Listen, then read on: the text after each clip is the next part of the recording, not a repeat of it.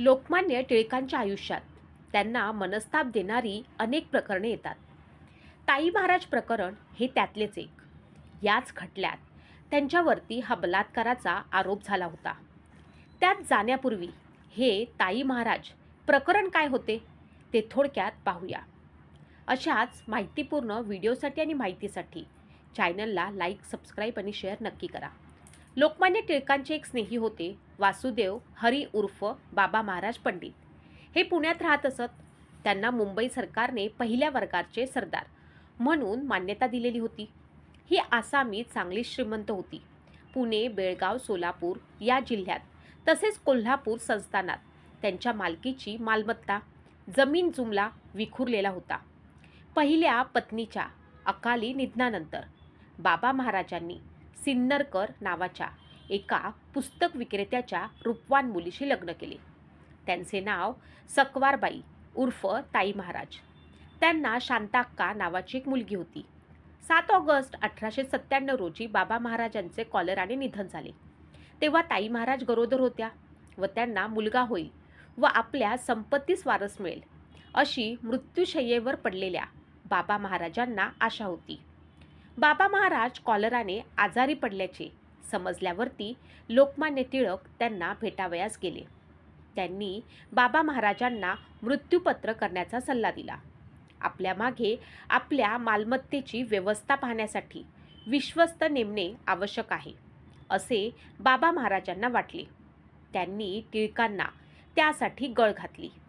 मित्राचे मन राखण्यासाठी टिळकांनी त्याला होकार दिला व बाबा महाराजांच्या इच्छेनुसार टिळकांप्रमाणेच बाबा महाराजांचे व्याही दादासाहेब उर्फ गणेश श्रीकृष्ण खापर्डे, श्रीपाद सखाराम कुंभोजकर व बळवंत मार्तंड नागपूरकर हे विश्वस्त बनले.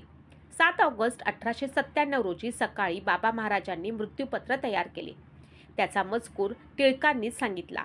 त्यात म्हटले होते, आमचे कुटुंब सौ सकवारबाई हल्ली गरोदर आहेत. 30 पुत्र न झाल्यास किंवा होऊन तो अल्पायुषी झाल्यास आमच्या घराण्याचे नाव चालवण्याकरिता यथाशास्त्र जरूर लागेल. तितक्या वेळेस आमचे कुटुंबाचे मांडीवर दत्तकवर लिहिलेल्या गृहस्थाच्या विचाराने देऊन त्या मुलाच्या वतीने तो वयात येईपर्यंत सदर पंचांनी त्रस्ती स्थावर जंगाम इस्टेटीची व्यवस्था करावी. त्यानंतर 18 जानेवारी 1898 रोजी मुलगा झाला, पण तो अल्पायुषी ठरला. त्यामुळे ताई महाराजांनी शक्यतो आपल्या नात्यातल्या एखाद्या मुलास दत्तक घ्यावे असा विचार पुढे आला. बाबा महाराजांची मालमत्ता मोठी, बाई एकटी, तिला मुलगा नाही, तशात ती हलक्या कानाची. अशा परिस्थितीत तिच्या भोवती लोभी नातेवाईकांचे कोंडाळे न जमते तर नवलच. पण या नातेवाईकांना दूर सारून टिळक व अन्य विश्वस्तांनी पंडित घराण्याच्या एका शाखेतील एका लहान मुलास दत्तक म्हणून निवडले. ताई महाराजांनीही त्यास अनुकूलता दर्शवली. हा मुलगा औरंगाबाद जवळच्या निघोने गावचा होता. ठरल्यानुसार ताई महाराज आनंदाने विश्वस्तासह तेथे गेल्या व तेथे दत्तक विधान समारंभ पार पडला. पण पंडिताचे नातेवाईक गप्प बसणारे नव्हते. नागपूरकर हे विश्वस्त त्यांना सामील होते. त्यांनी ताई महाराजांचे कान फुंकण्यास सुरुवात केली की हा लहान मुलगा दत्तक घेऊन तुम्हास काहीही फायदा होणार नाही, कारण तो सज्ञान होईपर्यंत मालमत्तेवरती विश्वस्तांचे नियंत्रण राहणार. त्यापेक्षा तुम्ही जर पंडित घराण्याच्या कोल्हापूर शाखेतील बाळा महाराज यांना दत्तक घेतले तर किमान 30,000चे दागिने वगैरे त्यांच्या हाती येतील. ते ऐकून ताई महाराजांची मती फिरली. त्यांनी बाळ महाराजांना दत्तक घेण्याची तयारी सुरू केली. त्यास कोल्हापूरचा दरबारचा पाठिंबाही मिळवला. पण टिळकांनी हे दत्तक विधान बेकायदेशीर असल्याचे ते थोपवण्याचा आटोकाट प्रयत्न केला. त्यासाठी कोर्टापासून पुण्याच्या तालीमबाज पठ्ठ्यापर्यंत सर्वांची मदत त्यांनी घेतली. पण अखेर हा दत्तक समारंभ पुण्याऐवजी कोल्हापुरातच झाला. त्यास शाहू छत्रपती उपस्थित होते. वेदोक्त प्रकरणात टिळकांनी शाहू छत्रपती विरोधी बाजू घेतल्यानं या प्रकरणात छत्रपतींनी टिळकांच्या विरोधी भूमिका घेतली. एवढाच याचा अर्थ. या दत्तक विधानाविरोधात टिळकांनी 23 सप्टेंबर 1901 रोजी पुण्याच्या प्रथम वर्ग सब जज्जांच्या न्यायालयात दिवाणी दावा दाखल केला. वास्तविक या खटल्यात टिळकांची बाजू अतिशय कमकुवत होती आणि त्याचे एकमेव कारण हेच होते की न्यायाधीशांपासून सरकारपर्यंत सगळेच त्यांच्या विरोधात होते. या न्यायाधीश असतनतने तर खोटी साक्ष देणे, बनावट दस्तावेज व खोटा पुरावा तयार करून फसवणूक करणे, बेकायदेशीर जमाव जमवून दंगल करणे वगैरे टिळकांवरील गंभीर आरोपांबाबत पोलीस चौकशी करून त्यांच्यावरती खटला भरावा अशी जोरदार शिफारस सरकारला केली. त्यानुसार टिळकांवरती फौजदारी खटला भरण्यात आला आणि त्यात 24 ऑगस्ट 1903 रोजी टिळकांना 1.5 वर्षाची सक्त मजुरी आणि 1,000 रुपये दंडाची शिक्षा झाली. त्याविरोधात अर्थातच टिळक अपिलात गेले आणि अखेर मुंबई उच्च न्यायालयाने त्यांची निर्दोष मुक्तता केली. नंतर दिवाणी खटल्यातही टिळकांच्याच बाजूने निकाल लागला.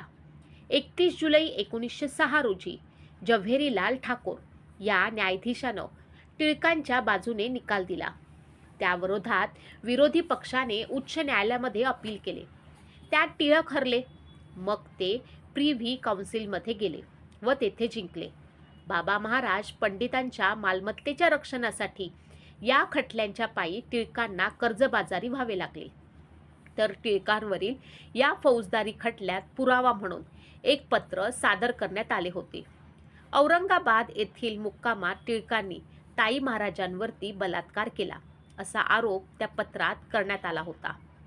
विशेष म्हणजे खुद्द ताई महाराज आणि त्यांची ब्राह्मण सेविका गोदूबाई यांनीही न्यायालयात तसे सूचित व्हावे अशा तऱ्हेने साक्ष दिली होती. टिळक चरित्रकार तात्यासाहेब केळकर सांगतात की या जबान्या झाल्या त्या दिवशी कोर्टातून घरी आल्यावरती टिळक रागाने लाल झाले होते. तसे लाल झालेले एरवी कोणीही केव्हा पाहिले नव्हते. ते इतकंच म्हणाले की एखादी बाजार बसवी स्त्री देखील आपली बेअब्रू आपल्या तोंडाने कबूल करीत नाही, झाकून ठेवते.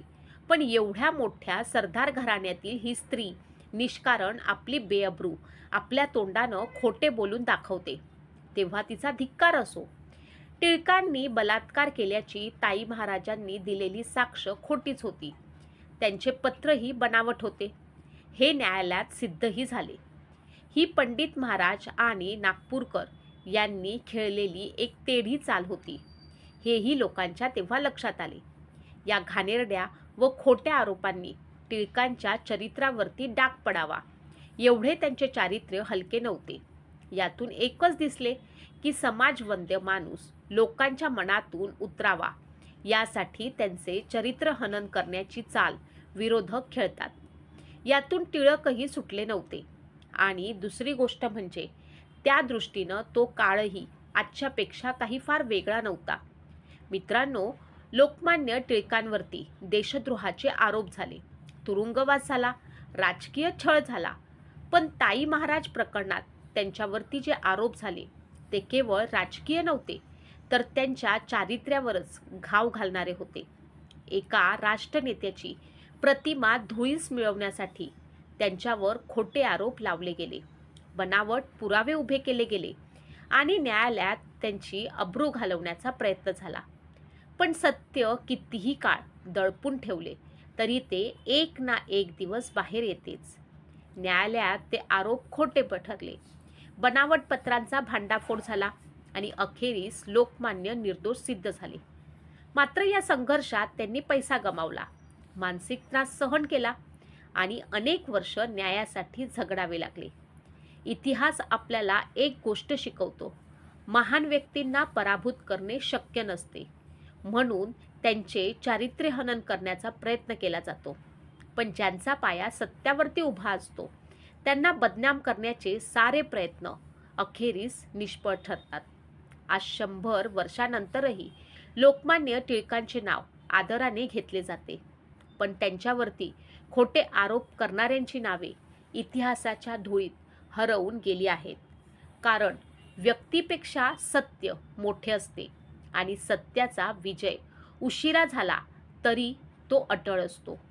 लोकमान्य टिळकांवरती बलात्काराचा आरोप झाला होता हे अनेकांना माहीत आहे, पण तो आरोप न्यायालयात खोटा ठरला होता हे किती जणांना माहीत आहे? इतिहास फक्त घटना सांगत नाही, तर खोट्या प्रचारामागचे सत्यही उघड करतो.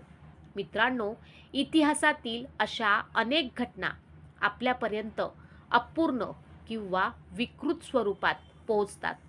त्यामुळे सत्य जाणून घेणे आणि ते इतरांपर्यंत पोहोचवणे ही आपली जबाबदारी आहे. जर तुम्हाला लोकमान्य टिळकांच्या आयुष्यातील हा संघर्ष माहितीपूर्ण वाटला असेल, तर हा व्हिडिओ जास्तीत जास्त लोकांपर्यंत शेअर करा. व्हिडिओ आवडला असेल तर लाईक करा आणि तुमचे मत कमेंटमध्ये नक्की लिहा. आणि अशाच इतिहासातील दुर्लक्षित पण महत्त्वाच्या घटनांसाठी चॅनलला सबस्क्राईब करून बेल आयकॉन दाबायला विसरू नका.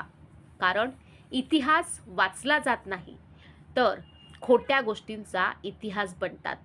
जय हिंद, जय महाराष्ट्र.